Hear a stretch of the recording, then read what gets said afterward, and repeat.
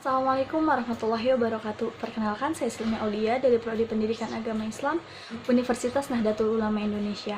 Di sini saya akan menjelaskan tentang bagaimana proses kekuasaan Turki Utsmani. Untuk mengetahui lebih lanjut, mari kita simak video berikut. Sejarah awal kekuasaan Turki Utsmani bermula dari berdirinya kerajaan Turki Utsmani pada periode pertengahan. Masa kemajuan dihitung dari mulai digerakannya ekspansi ke wilayah baru yang belum ditundukkan oleh pendahulu bangsa Turki. Keberhasilan mereka dalam memperluas wilayah kekuasaan serta terjadinya peristiwa-peristiwa penting yang merupakan suatu indikasi yang dapat dijadikan ukuran untuk menentukan kemajuan Turki dan sejarah perkembangan Islam di Turki. Berikut adalah kemajuan di bidang politik dan militer.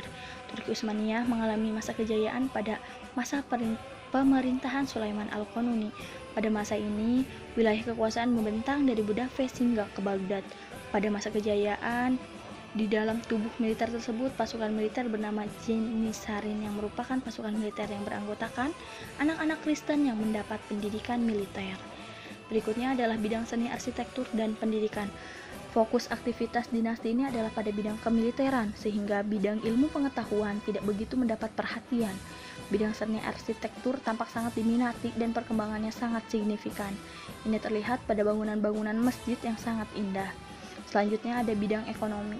Pada umumnya, daerah-daerah yang dikuasai oleh dinasti Turki Utsmani adalah daerah yang mempunyai kekayaan alam, seperti Mesir, Suriah, Anatolia, dan berbagai wilayah lainnya. Dinamika ekonomi dinasti Turki Utsmaniyah mencapai puncaknya ketika kota Bursar menjadi pusat perdagangan penting pada abad ke-15 dan 16 Masehi. Ada pula sistem pendidikan pada kekuasaan Turki Utsmani. Pada masa Utsmaniyah, Turki, pendidikan dan pengajaran mengalami kemunduran, terutama di wilayah-wilayah seperti Mesir, Baghdad, dan lain-lain.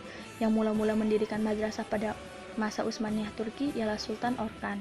Kemudian diikuti oleh sultan-sultan keluarga Utsmaniyah dengan mendirikan madrasah-madrasah yang didirikan oleh Sultan Sulaiman Al-Qanuni. Dia menjelaskan tentang bagaimana kerajaan Turki Utsmani menguasai bidang politik, pendidikan, serta sektor lainnya.